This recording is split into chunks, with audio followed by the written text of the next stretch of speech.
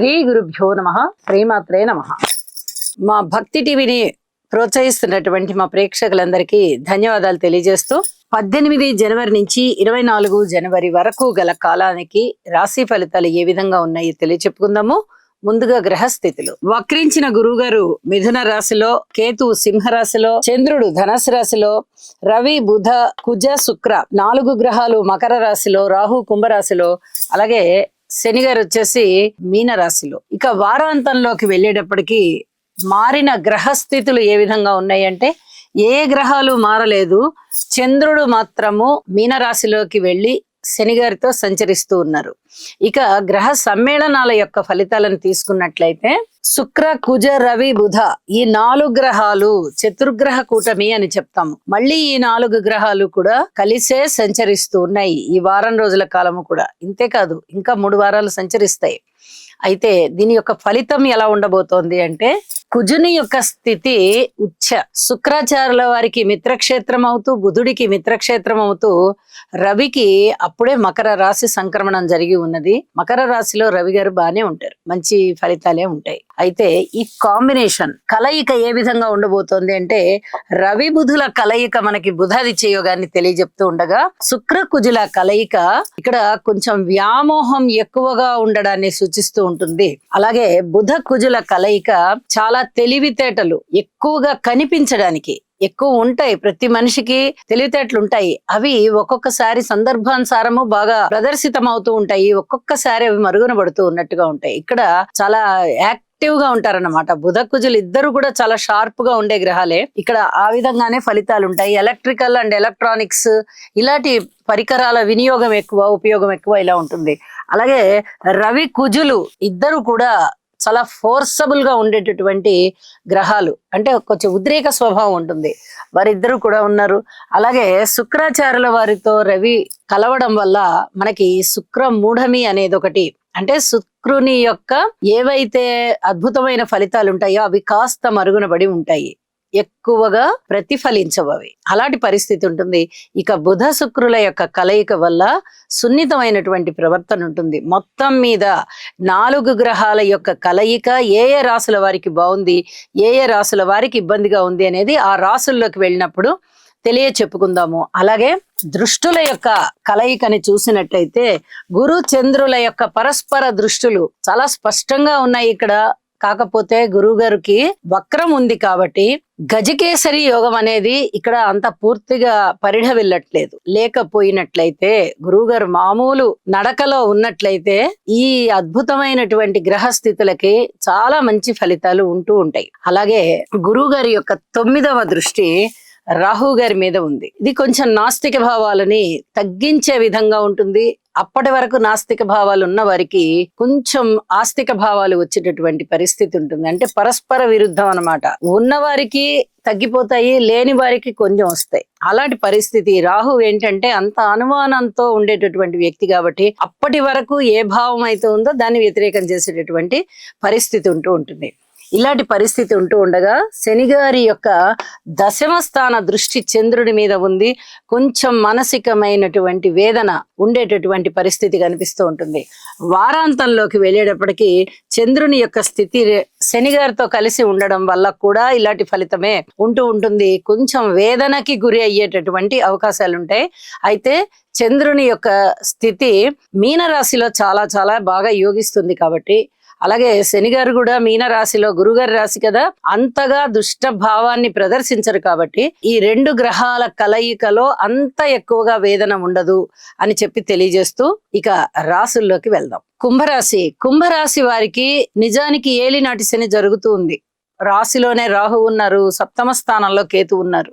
ఇది చాలా ఇబ్బంది కలిగించేటటువంటి గ్రహస్థితులు. ఈ 3 కూడా ఎక్కడ అనుకూల్యత లేవు. కానీ గురువు గారి యొక్క 5వ స్థాన స్థితి చేత, లాభంలో ఉన్నటువంటి చంద్రుని యొక్క స్థితి చేత, వ్యయ స్థానంలో ఉన్నటువంటి శుక్రాచార్యుల వారి సంచారం ఫలితము కారణంగా ఈ 3 గ్రహాల యొక్క ఫలితాలు చాలా బాగున్నాయి.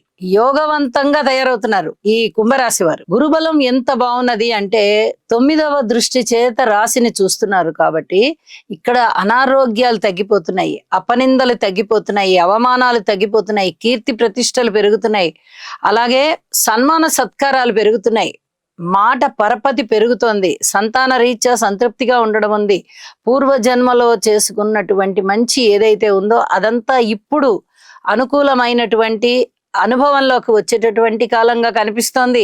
లాభాల బాటలో ఉన్నారు, విలువైన వస్తు సామాగ్రి కొనుక్కునేటటువంటి స్థితిలో స్థాయిలో ఉన్నారు, మనశ్శాంతితో ఉన్నారు, అనేక రకాలుగా మీకు ఆనందాలు కనిపిస్తున్నాయి. ఇదంతా కూడా గురుబలం వల్లనే అని చెప్పి తెలియచెప్పచ్చు. గురువు గారికి స్తోత్ర పారాయణాలు చెయ్యండి. ప్రత్యక్ష గురువులు ఉన్నట్టయితే చక్కగా వెళ్ళి నమస్కారం చేయండి, వీలైతే ఆశ్రమానికి సేవ చేయండి. అలాగే మాట తీరుని జాగ్రత్తగా పెట్టుకోండి. ఇది చెప్పదగినటువంటి సూచన. ఏ గ్రహం ఇచ్చే ఫలితం ఆ గ్రహమే ఇస్తూ ఉంటుంది. ఒక్కొక్కసారి మనకి తెలియకుండానే మనకి ఇప్పుడు చాలా బాగుంది, గురుబలం బాగుంది కదా అని మైండ్ లో ఎక్కడో ఉండిపోతుంది ఒక మూల. అందుకని మనం ఏది మాట్లాడినా పర్వాలేదని మాట్లాడేస్తూ ఉంటారు. ఒక్కొక్కసారి మనకి తెలియకుండానే ఆ మాటలు వస్తాయి. మాట విషయంలో జాగ్రత్తగా ఉండండి. కుటుంబాన్ని అతి జాగ్రత్తగా చూసుకుంటూ ఉండండి. ఆరోగ్య విషయంలో కూడా ఏ చిన్న అనారోగ్యాలు వచ్చినా తట్టుకోగలుగుతారు, తప్పిపోతాయి. కానీ అనారోగ్యం రాకుండా చేయలేరు కదా. ఏదైనా అనారోగ్యం వచ్చినట్టయితే అది త్వరగా తగ్గేటట్టు చేసుకోండి, తగ్గిపోతుంది. ఇవన్నీ కూడా చెప్పదగినటువంటి సూచనలుగా తెలియజేస్తున్నాను. పేరు ప్రఖ్యాతులు బాగా వస్తాయి. మాతృవర్గ రీత్యా బాగుంది, అనుకూలంగా ఉంది. స్థిరచిరాస్తుల వృద్ధి కోసం మీరు చేసే ప్రయత్నాలన్నీ చక్కగా కృషి ఫలిస్తుంది అని చెప్పచ్చు. ఎన్నో విధాలుగా మీకు ఆనందం కలిగించే అంశాలే మీకు ఉంటాయి. అయితే రాహుకేతు స్తోత్ర పారాయణాలు చేసుకోండి, శని గారికి తైలాభిషేకం చేయండి, మరింతగా శోభిస్తారు అని కూడా తెలియజెప్పచ్చు. ఇక వారాంతానికి వెళ్ళేటప్పటికి ద్వితీయ స్థానంలోకి చంద్రుడు వచ్చి ఉన్నారు. కొంచెం ఇక్కడ దుఃఖానికి కారణమవుతోంది శని గారితో కలిసి ఉండడం వల్ల అని చెప్పి తెలియజేస్తున్నాను. అయితే అంత పూర్తిగా భయపడిపోవాల్సిన పని అయితే లేదు. గురు బలం చాలా బాగుంది. గురు చంద్రుల యొక్క స్థితులు కూడా కేంద్రాలలో ఉండి మీకు అవి మంచి ఫలితాలనే ఇస్తూ ఉన్నాయి కాబట్టి చెడ్డ ఫలితాలు అయితే ఉండబోవు. ఇది చెప్పదగ్గ సూచనగా తెలియజేస్తున్నాను. కార్మికులు, కర్షకులు, నేత పని వారు, చేతి వృత్తుల వారు ఇత్యాది వారందరికీ కూడా అనుకూల ఫలితాలు ఉన్నాయని మరొకసారి తెలియజేస్తూ, చెప్పిన పరిహారాలలో ఏ కొన్నిటినైనా శ్రద్ధగా చక్కగా భక్తి భావనతో చెయ్యండి.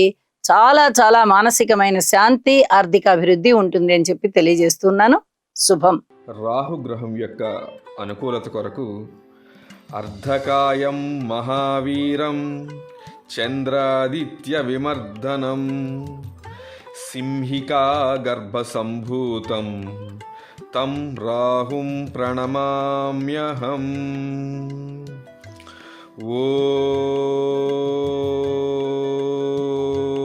ఓం భ్రాం భ్రీం భ్రౌం సహ రాహవే నమః. కేతుగ్రహం యొక్క అనుకూలత కొరకు ఫలాశ పుష్ప సంకాశం తారకాగ్రహమస్తకం రౌద్రం రౌద్రాత్మకం ఘోరం తం కేతుం ప్రణమామ్యహం. ఓం